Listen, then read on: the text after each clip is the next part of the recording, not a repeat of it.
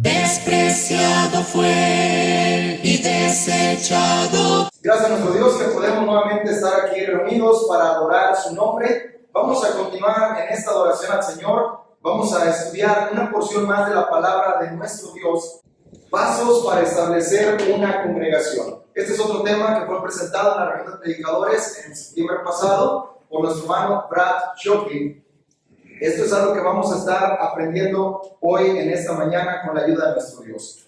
Y debemos de comenzar diciendo que realmente en la Biblia no encontramos un manual que nos dé paso por paso cómo establecer una congregación, cómo es que se establece una nueva obra o cómo es que se inicia una nueva congregación en algún lugar. Realmente no encontramos nosotros una guía, un manual, algo que nos esté diciendo en la palabra cómo debe de ser. Si encontramos principios que los apóstoles, los cristianos del primer siglo hicieron para poder establecer congregaciones. Esto sí lo encontramos en la palabra de nuestro Dios y es lo que vamos a estar estudiando hoy en esta mañana. Pero antes de entrar a esto, hay algunas situaciones que debemos de conocer, debemos de saber antes de poder establecer una congregación. Y lo primero que nosotros necesitamos saber es ¿qué es la función o cuál es el trabajo de la iglesia aquí en esta tierra? Esto es algo que nosotros no podemos obviar y decir, bueno, pues ya lo damos por sentado, ya lo sabemos, ya lo conocemos, sino debemos de primeramente estar bien enterados de por qué la iglesia fue establecida. Y encontramos nosotros en la palabra de nuestro Dios, allá en el Evangelio de Marcos, en el capítulo 16, versículo 15, esto que el Señor Jesucristo les dice a los apóstoles, Marcos capítulo 16 y versículo 15, y les dijo, vayan por todo el mundo y prediquen el Evangelio a toda criatura. Esta es la función de la iglesia. La razón de la iglesia aquí en esta tierra, de que fuera establecida, es para evangelizar, para traer a otros al conocimiento de la palabra de nuestro Dios. Nuestro Señor Jesucristo trajo el Evangelio, que primeramente fue anunciado desde el Antiguo Testamento, fue pasando por los profetas, anunciaban las buenas noticias de la salvación de los hombres. Luego se levanta Juan el Bautista y comienza diciendo que el reino de los cielos se había acercado, que el tiempo se había cumplido y que ahora era necesario arrepentirse para alcanzar la salvación. Nuestro Señor Jesucristo también comienza su mensaje de esta manera diciendo que el tiempo se ha cumplido, el reino de los cielos se ha acercado, arrepiéntanse y crean en las buenas noticias. Era algo que los profetas estaban anunciando desde el Antiguo Testamento. Sin embargo, muchos no creían en esto. No estaban seguros de que esto iba a ocurrir o lo esperaban todavía para más adelante. Así es de que esto es algo que anhelaban, pero cuando lo tuvieron enfrente no lo pudieron ver. Por eso dice, arrepiéntanse y crean en el Evangelio. Cambien de vida y crean estas buenas noticias que ya llegaron. Y esto se lo transmitió a los apóstoles. Luego los apóstoles siguieron enseñándolo más adelante. Un pasaje paralelo a este, en Mateo capítulo 28, versículos 19 y 20, nos habla de esto, como el Mesías dice ahí, Lucas 19:10, que vino a buscar y a salvar lo que se había perdido.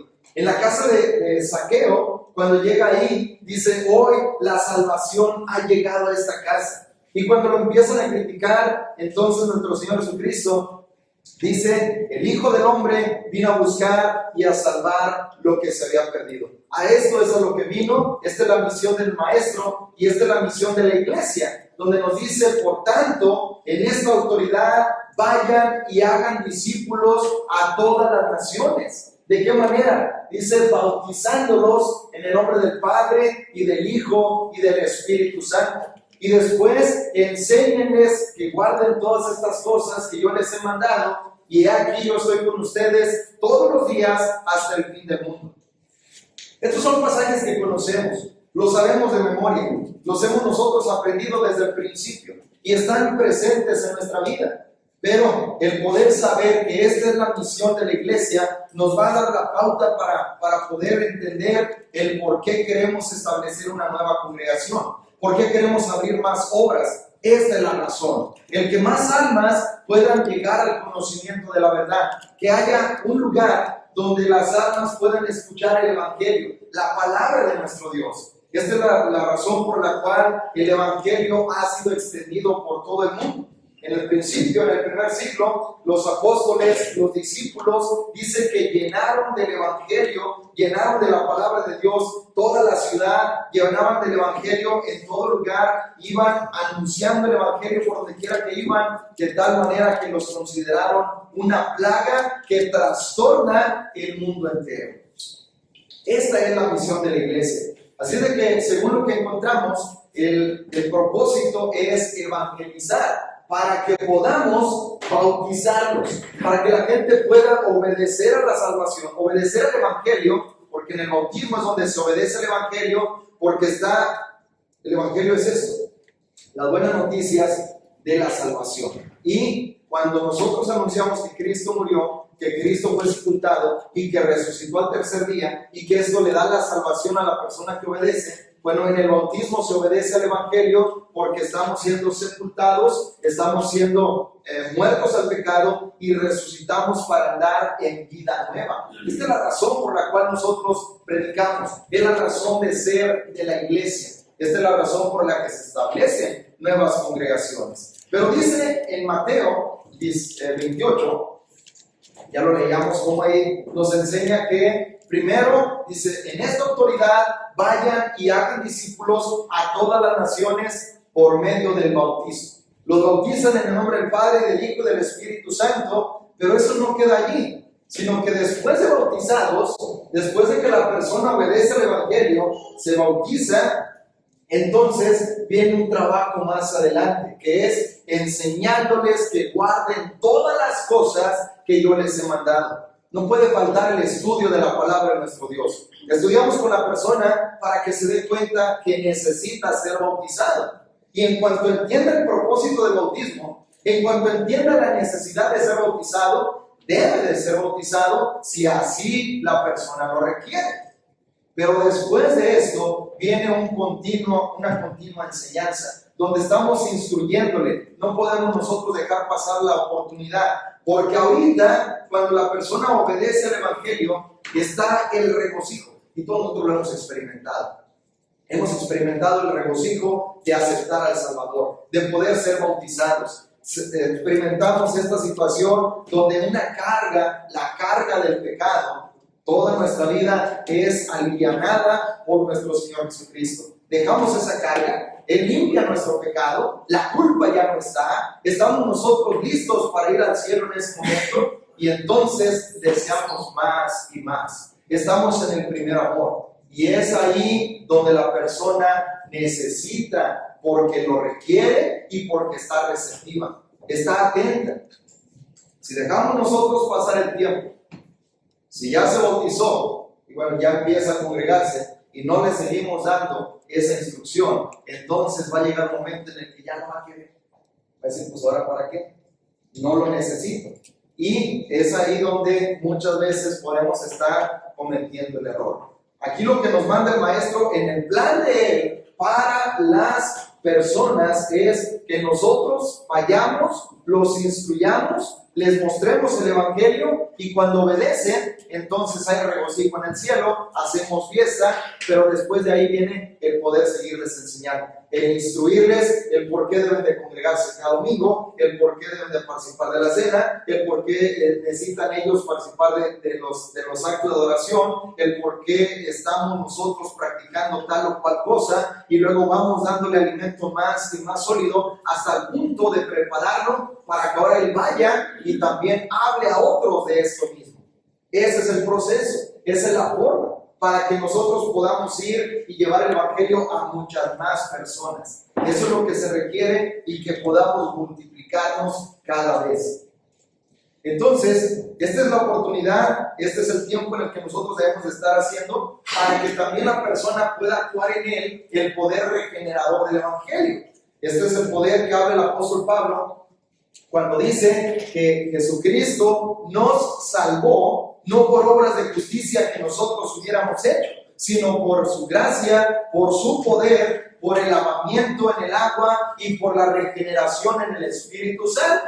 Y ahí es donde entra el poder, no solamente salvador del Evangelio, sino también el poder regenerador. Ese es donde la persona entiende muchas cosas, donde se empieza a practicar lo que dice en 2 Corintios capítulo 7, versículo 1, cuando dice que debemos de nosotros perfeccionar la santidad en el temor de Dios. Vamos enseñándole a la persona el por qué la santidad, qué es esto de la santidad, cómo se logra, cómo se obtiene y quién es el que hace posible todas estas cosas. En fin, estamos nosotros haciendo un trabajo completo con la persona para que, como decía el apóstol Pablo, Cristo sea formado en la persona y pueda llegar a ser lo que debe de ser. Este es el propósito, esta es la razón, este es el trabajo que hacemos. No solamente bautizarlos para tener grupo, no solamente ya se bautizó, ya entró a la iglesia, ya está dentro del camino.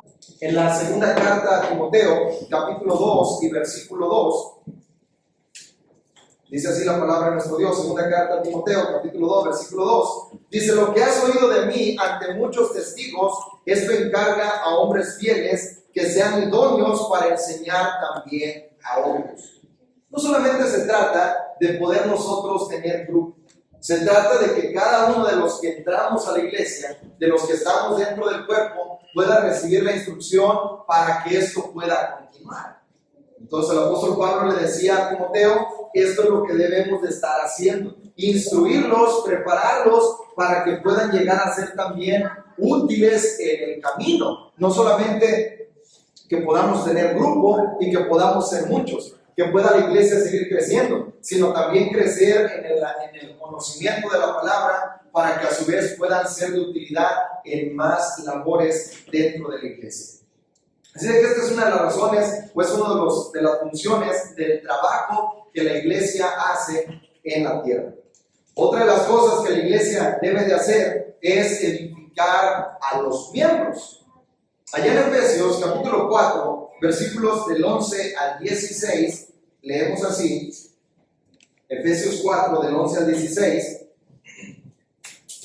y él mismo constituyó a unos apóstoles, a otros profetas, a otros evangelistas, a otros pastores y maestros, a fin de perfeccionar a los santos para la obra del ministerio, para la edificación del cuerpo de Cristo, hasta que todos lleguemos a la unidad de la fe y del conocimiento del Hijo de Dios, a un varón perfecto, a la medida de la estatura de la plenitud de Cristo, para que ya no seamos niños fluctuantes, llevados por doquiera de todo viento de doctrina, por estratagema de hombres que para engañar emplean con astucia las artimañas del error, sino que siguiendo la verdad en amor, crezcamos en todo en aquel que es la cabeza, esto es Cristo, de quien todo el cuerpo, bien concertado y unido entre sí por todas las coyunturas, se ayuda mutuamente, según la actividad propia de cada miembro, recibe su crecimiento para ir edificándose en amor.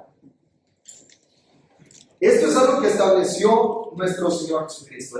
El trabajo de la iglesia, aparte de evangelizar, de mostrar el evangelio a las personas para que pasen de las tinieblas a la luz, para que vengan al reino del Hijo amado, aparte de esto es también estar edificando a los miembros, a los que ya estamos dentro del camino. Esta es la función que tiene la iglesia. Y esto se logra a través de estos dones que habla el apóstol Pablo, que nuestro Señor Jesucristo establece para los hombres, donde dice que a unos estableció apóstoles, a otros profetas, a otros evangelistas, a otros pastores y maestros, para que puedan edificar a los miembros. Este es el propósito. No es de que dio estos lugares o estos trabajos, esta obra a los varones para que puedan sentirse más en la congregación. No.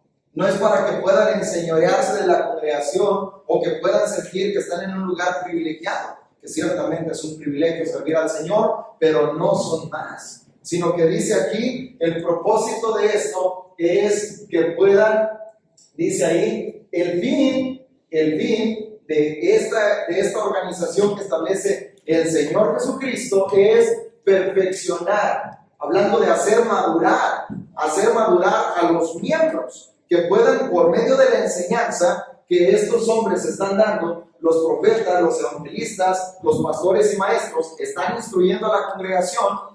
A eso nos congregamos. Para eso hay toda esta organización, para que en las visitas en los hogares también haya esa capacitación, para que la iglesia entera, dice, los santos puedan ser perfeccionados. ¿Para qué?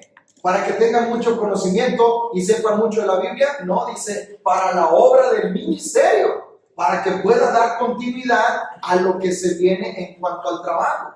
Entonces, de verdad, esto no es una religión. Se trata de un trabajo que usted y yo estamos haciendo aquí en la tierra. El formar parte del reino y el estar dentro de la iglesia, en este reino, es para que usted y yo nos dediquemos a trabajar. Dice aquí, dice, Él estableció todos estos nombramientos para perfeccionar, para que maduremos y nos podamos dedicar en la obra del ministerio. Dice, para la edificación del cuerpo de Cristo. Y termina diciendo que nos edificamos unos a otros. No es de que el que se para a enseñar es el único que está edificando. Nos edificamos unos a otros cuando cumplimos nuestra función. Luego, dice ahí, dice hasta, habla de un tiempo, dice hasta que todos, no es unos cuantos. Estas lecciones se me hace que son para unos cuantos. No, la iglesia no es para esto. La iglesia es para que todos asistamos, para que todos recibamos la información, recibamos el conocimiento, para que todos podamos, dice, madurar para estar listos en la obra que se nos requiere, hasta que todos lleguemos a la unidad de la fe y del conocimiento del Hijo de Dios. Por eso el apóstol Pablo dice, yo no he rehuido anunciarles todo el consejo de Dios. Todo lo que ustedes necesitan saber, el apóstol Pablo dijo, yo se los enseñé precisamente a los efesios. Así es que dice, hasta que todos lleguemos a este conocimiento, dice, a un varón perfecto, a la medida de la estatura de la plenitud de Cristo. No se trata de que nosotros venimos, recibimos el mensaje y ya cumplimos. No, se trata de estamos recibiendo instrucción como en una empresa. Usted recibe la capacitación, usted recibe los lineamientos para que pueda ser más efectivo en su trabajo. Eso es lo que estamos haciendo. Recibimos aquí nosotros la instrucción para que sepamos cómo conducirnos en la casa, para que sepamos cómo conducirnos en el matrimonio, para que sepamos cómo conducirnos como hijos, para que sepamos cómo educar a nuestros hijos como padres.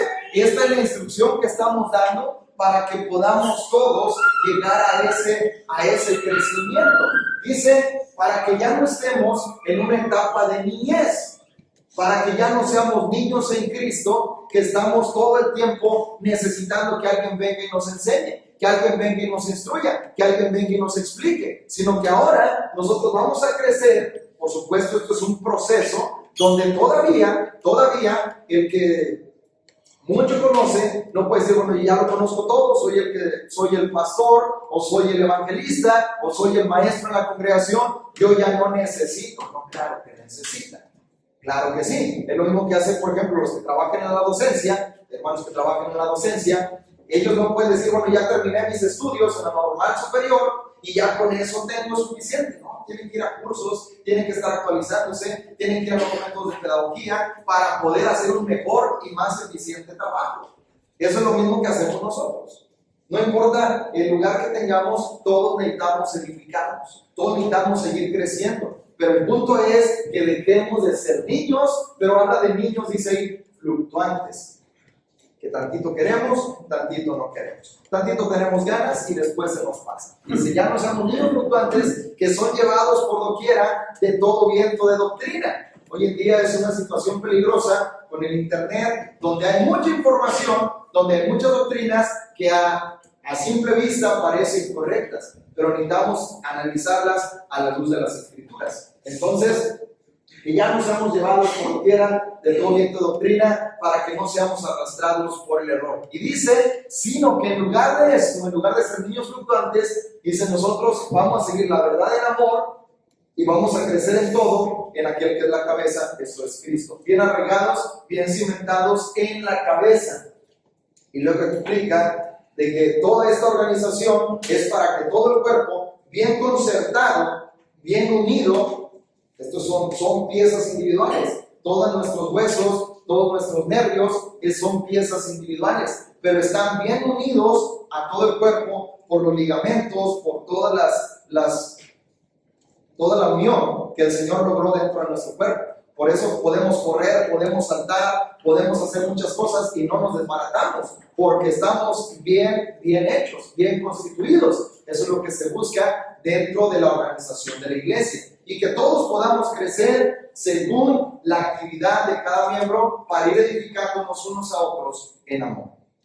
Así de que cuando usted viene a la adoración, usted con su sola presencia está edificando a otros. Cuando cantamos, estamos edificando a otros. Cuando no cantamos, entonces no estamos haciendo nuestra función.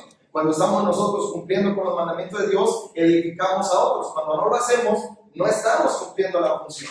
Esto es a lo que nos dedicamos. Este es el trabajo de la iglesia. Podemos añadir algo más al trabajo de la iglesia y es el poder servirnos unos a otros. Estamos aquí en la iglesia para poder servirnos, para ayudarnos mutuamente, según lo que dice aquí. Dice todo el cuerpo, bien concentrado entre sí por todas las coyunturas, se ayudan mutuamente. Estamos aquí para ayudarnos, para poder servirnos los unos a los otros. No es de que, bueno, pues el hermano está en un lugar de preeminencia, un lugar superior, entonces todos van a servir al hermano, ¿no? O este hermano, pues es el más necesitado, todos vamos a servir a este hermano. No, es unos a otros. No hay nadie que no necesite de los demás y no hay ninguno que no pueda dar algo para los demás. Esto es algo que así funciona. Entonces, según lo que dice la palabra de nuestro Dios, la iglesia estuvo teniendo esta comunión, esta unidad en el primer siglo, de tal manera que los que tenían bienes los vendían y los ponían al servicio de los demás. No había ningún necesitado entre ellos. Dice en Gálatas capítulo 6, versículo 10, este texto también lo sabemos de memoria, donde dice, así que, cuando habla de que vamos a cosechar lo que sembramos, de que Dios no puede ser burlado, dice, así que, en vista de esto, según tengamos oportunidad, según haya la posibilidad en cada uno de nosotros, hagamos bien a todos, a cualquier persona, mayormente a los de la familia de la fe, mayormente a los hermanos de la congregación. El poder nosotros estar sirviéndonos por amor los unos a los otros, esto es también parte de la iglesia, el poder estar ayudándonos en nuestras necesidades.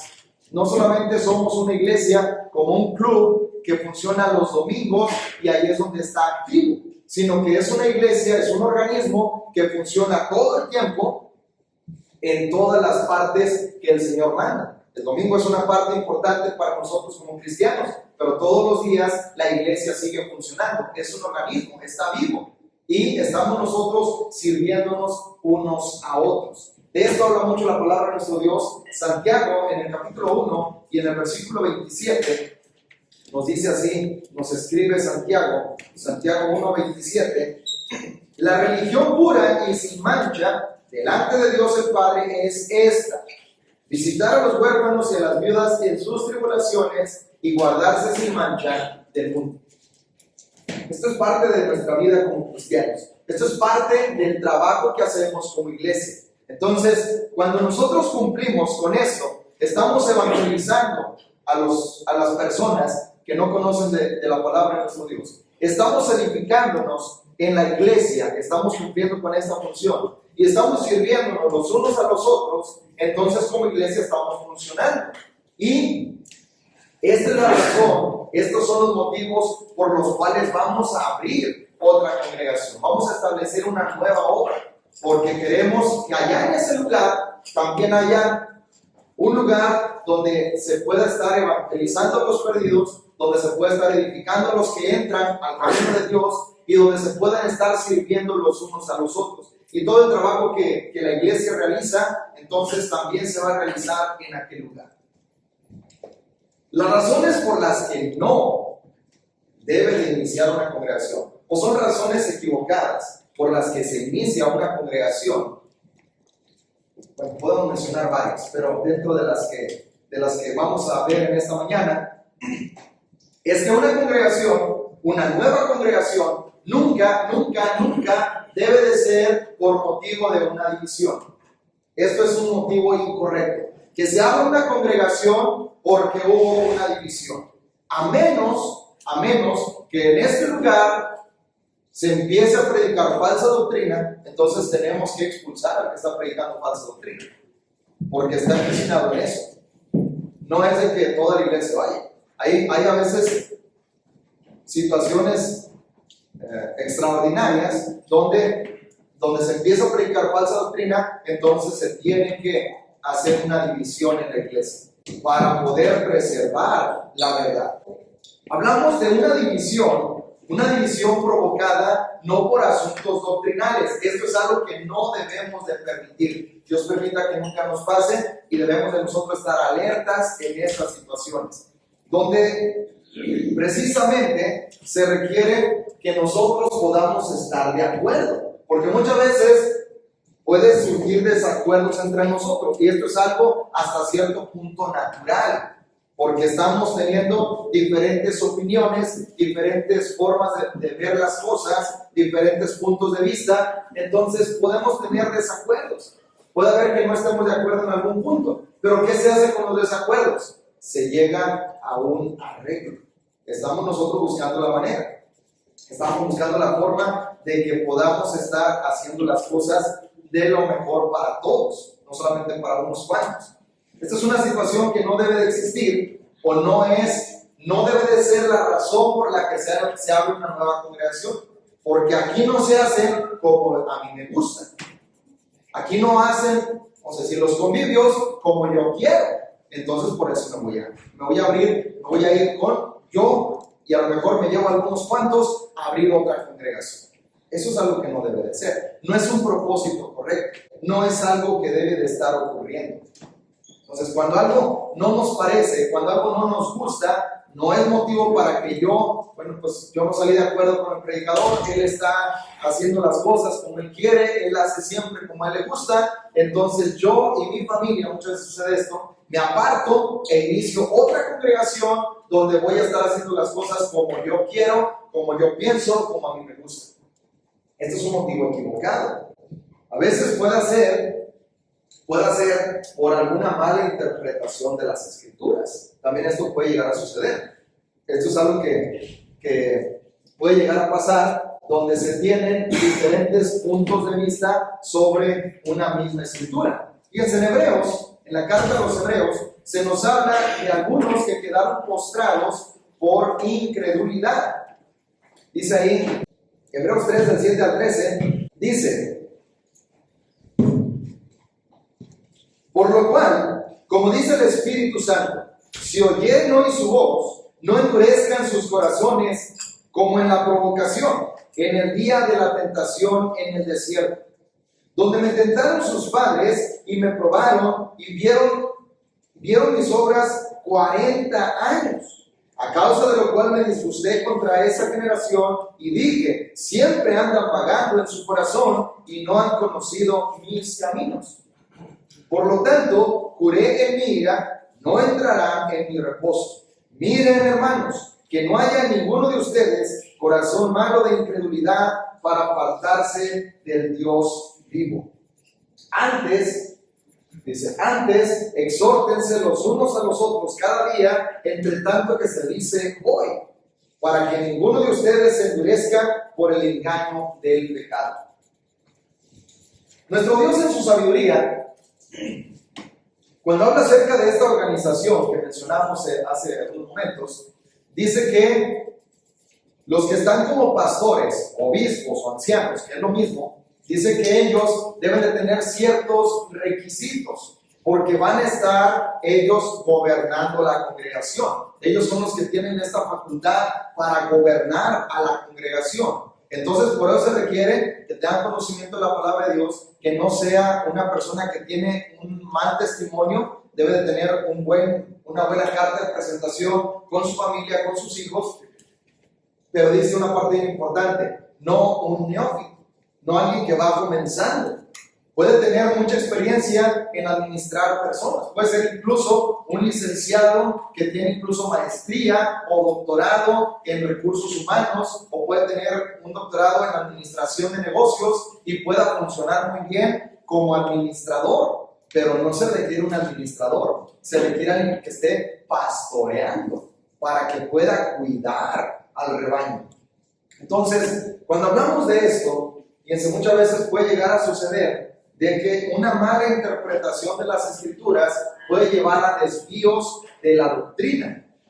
Y muchas veces esto puede llegar a detonar en una división en la iglesia donde se abren nuevas congregaciones. Entonces aquí el escritor de la carta de los Hebreos habla de esta situación. Dice, el pueblo vio las obras de Dios durante 40 años. No debía de quedar duda en ellos. Debían de saber quién era Dios y cuál era su poder y cuál era su voluntad. Dice, pero ellos estaban siempre vagando en sus corazones. No se afirmaron en lo que realmente Dios quería. Entonces dice, por eso se desentendió de ellos y estuvo dejándolos postrados en el desierto. ¿Qué sucedió con estos que quedaron postrados en el desierto? ¿Qué era lo que había? Ellos malinterpretaron la voluntad de nuestro Dios. Y esto siempre fue así. Por ejemplo, comenzando con María o esta Miriam y Aarón. Moisés era el que Dios dijo, tú vas a libertar al pueblo, tú vas a ir con esta vara, tú vas a ir delante de Faraón y le vas a decir que deje a mi pueblo. Entonces María y Aarón murmuraron de la voluntad de Dios. Bueno, viene la voluntad de Dios a actuar y dice, esto es lo que yo decidí. Luego se levantan los de Coré y dicen, basta de ustedes dos, todos somos santos, ¿por qué nada más ustedes son los líderes aquí? También nosotros podemos liderar. Dios los castigó.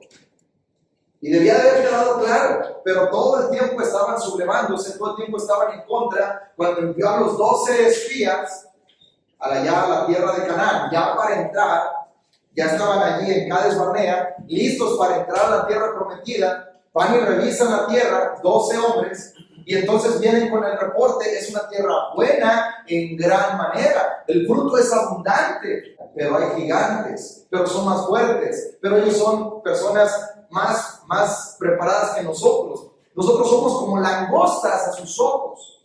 Se desanimó el pueblo, lloraron y dijeron, mejor vamos a regresarnos a Egipto. Designemos un capitán que nos lleve para Egipto y allá vamos a estar mejor. Todo el tiempo en incredulidad, por malinterpretar lo que Dios estaba diciendo. ¿Qué pasó con ellos? Quedaron postrados. Porque sea como ustedes dicen, solamente sus hijos son los que van a entrar. De 20 años para abajo son los que entraron. 20 años para arriba, durante 40 años vagando y quedaron postrados en el desierto. Entonces dice aquí, tomando este ejemplo, el escritor de la carta a los Hebreos dice, miren que no hay en ninguno de ustedes un corazón malo de incredulidad para apartarse del Dios vivo. Está hablando de este pastoreo, está hablando de este cuidado que tenemos unos con otros para no malinterpretar o para no irnos desviándonos más y más. Porque a veces, si mezclamos nosotros la amistad, si mezclamos nosotros la sangre, entonces, pues porque mi hermano, porque mi amigo, porque mi familiar dice así, él tiene toda la razón. Él lee bastante la Biblia, él conoce mucho de la palabra de Dios, vamos a seguirlo. Ese es el problema. Entonces, por eso necesitamos nosotros estar bien arraigados, bien cimentados en la palabra de nuestro Dios, para que no nos apartemos del Dios vivo. Dice, al contrario, en lugar de dejarnos desviar, más bien exhortémonos unos a los otros cada día, entre tanto que se dice hoy. Si vemos un hermano que empieza a pensar diferente, que empieza a ver diferente, que no se ajusta a las escrituras, tenemos que rápido, entre tanto que se dice hoy, para que ninguno se endurezca por el engaño del pecado y podamos apartarnos. ¿Cómo sucedió la apostasía? Porque de ahí, dentro del mismo de la iglesia, se levantaron algunos que hablaban cosas diferentes y empezaron a desviar. En el mismo carta a los Gálatas, se levantaron algunos que empezaron a desviar a los hermanos de Galacia. En Corinto se levantaron los superapóstoles y empezaron a desviar. La segunda carta de Pedro habla de los falsos maestros que empezaron a desviar. ¿Y qué dice? No se dejen mover de su firmeza. Ustedes fíjense en lo que han creído. Nosotros les hemos anunciado el Evangelio, y si aún un ángel del cielo viene y les anuncia algo diferente, no lo reciban, sea anatema. Si no se ajustan las Escrituras, no es verdad, sin importar quién lo diga. Si está de acuerdo a las Escrituras, está en lo correcto, sin importar quién lo diga. Bueno, entonces esta es una de las razones por las que no debe de abrirse una congregación, por causa de división, por mala interpretación, por estar nosotros siguiendo a las personas o por estar haciendo las cosas como a nosotros nos gusta. Esto es algo de lo que no debe de ser. Ahora, comenzar a reunirse aparte puede llevar a la apostasía a estas personas. El poder decir yo voy a apartarme y yo voy a hacer una nueva congregación sin el apoyo de la congregación es peligroso. Por eso es bien importante que la congregación pueda estar enviando. Ese es el proceso que nosotros encontramos. En Antioquía, el apóstol Pablo, Bernabé, Silas y los demás que acompañaban fueron enviados desde Antioquía a establecer estas congregaciones y luego regresaban a Antioquía. Entonces, no es de que ellos dijeron, pues vamos a salir y a ver qué sale. No, era un plan. La iglesia los envió para establecer nuevas congregaciones, para predicar el evangelio, se establecían las congregaciones y luego después daban una visita y volvían a estar trabajando de esta manera. Así es de que el poder reunirse aparte sin tener el apoyo, porque de verdad se ocupa. Es decir, nosotros solos contra el mundo y vamos a poder salir adelante. Nadie puede solo. Siempre es mejor cuando vamos varios. Tan solo que iniciamos una obra, entonces digo, bueno, se hace del plan, entonces se abre la congregación y la congregación empieza a apoyar con visitas, con economía, con todo lo necesario para poder afianzar esta congregación, y una vez que ya está fuerte, bueno, pues ya puede funcionar de una manera autónoma, pero en principio se requiere el apoyo. Entonces, eso es algo que sucede cuando se reúnen aparte, cuando se toma un grupo y decimos, yo me voy a separar, yo voy a reunirme aparte, voy a comenzar de esta manera, entonces no recibe el ánimo del grupo. Esto es algo que de alguna manera afecta. El poder estar en una congregación donde hay 50, 70 miembros y se empiezan a reunir donde hay 3, donde son 2, cuando va el matrimonio nada más. De verdad es algo que empieza a pesar. Y el estarlo haciendo, a lo mejor en un principio en la casa, y no recibe el ánimo del grupo, muchas veces cuando no tienen ese vigor espiritual, pueden llegar a desanimarse y decir, pues ya no funciona, mejor ya no. Diferente a cuando la congregación está allí, bueno, pues ya nos reunimos y vamos a apoyar, y venimos a visitarte, y vamos a congregarnos, y vamos a acompañarte, y hacemos el trabajo, está la iglesia funcionando. Y entonces el que está ahí recibe esta inyección de energía y está logrando lo que se puede llegar a luego llamar una congregación ya establecida con miembros, con todo lo que se requiere. También decimos que se puede llegar a desviar, se puede llegar a apartar, porque al estar solo, es decir, yo me aparto y yo comienzo una nueva congregación, aquí que yo sé predicar, yo sé dirigir cantos, yo sé dirigir la cena, yo sé cómo se evangeliza y yo sé cómo se bautiza, y lo demás lo vamos aprendiendo sobre la marcha. ¿Qué sucede? Puede empezar a leer la escritura y si está solo, puede llegar a estar implementando cosas, estar pensando en cosas y puede llegar a desviarse. Esto es una posibilidad. No decimos que suceda, es una posibilidad en la cual se está arriesgando. Por eso es bien importante no iniciar la obra de esta manera. Retirarse por enojos, retirarse porque algo no nos pareció, entonces nos vamos y empezamos una nueva congregación.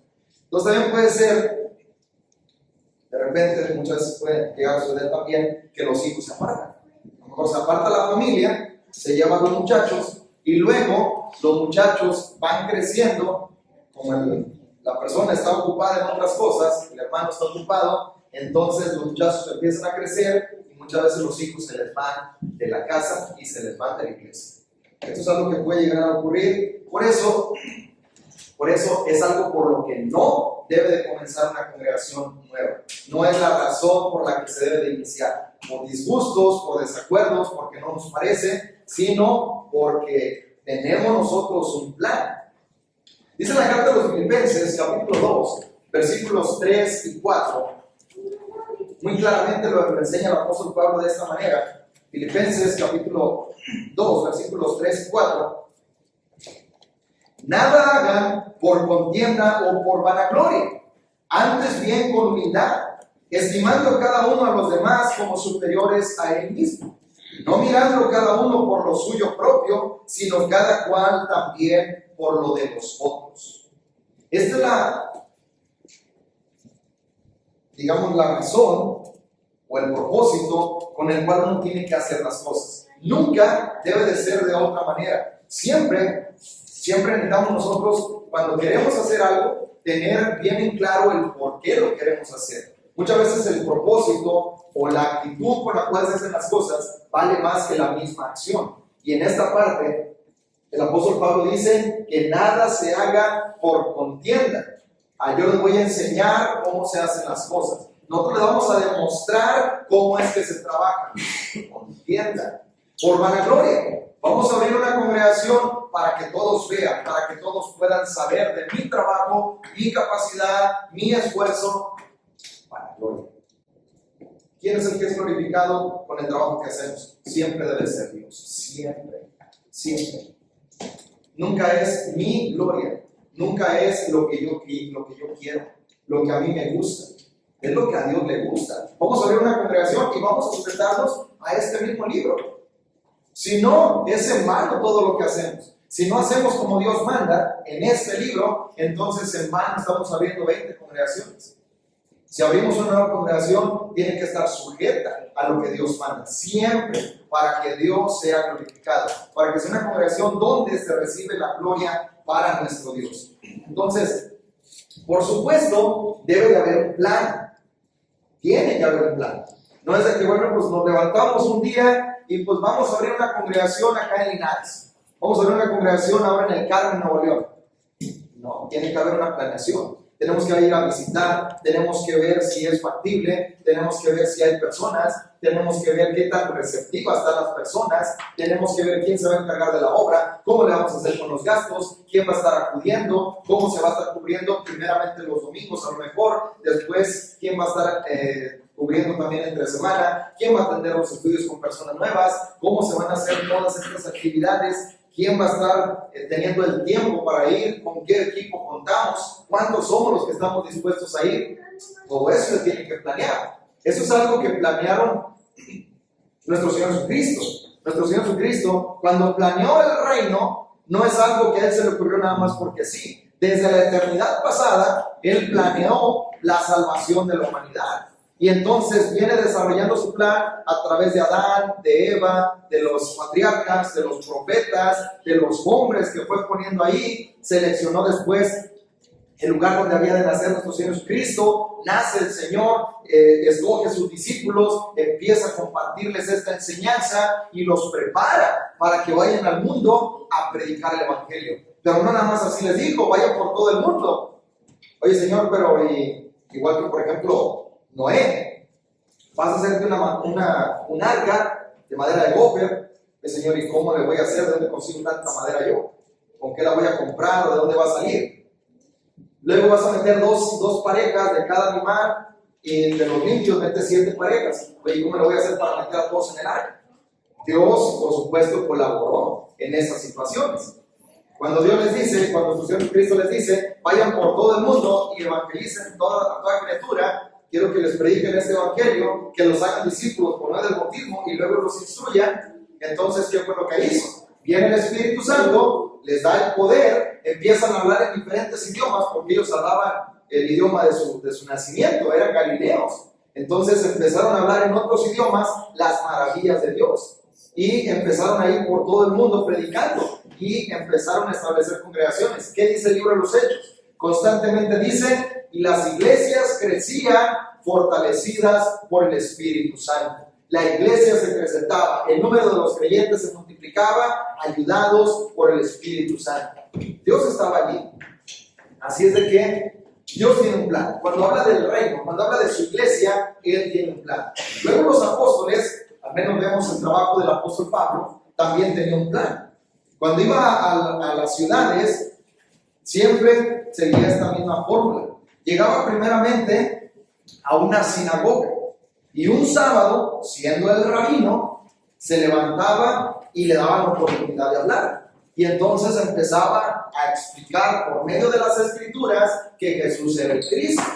De ahí algunos empezaban a escucharlo y bueno, los de la sinagoga decían que trae una doctrina diferente, ya no le daba la oportunidad, pero continuaba. Primeramente iba con los judíos y después iba con los gentiles. Y empezaba a predicar, en algunas ocasiones se quedaba 18 meses, en otras se quedaba 3 años, en otras un poquito de tiempo porque tenía que salir huyendo por la persecución, pero siempre era el mismo modus operandi. Llegaba a la sinagoga, hablaba acerca de Jesucristo por medio de las escrituras, convencía a algunos, se apartaba luego y empezaban a reunirse. Y empezaban allí a congregarse. Luego los discípulos, ellos empezaban a predicar más adelante. En ese momento el apóstol Pablo iba a lo que iba. Les instruía, les enseñaba, les decía lo que tenían que hacer, los preparaba de tal manera que en su segundo viaje ya estaba estableciendo ancianos en los lugares donde estaban antes predicando.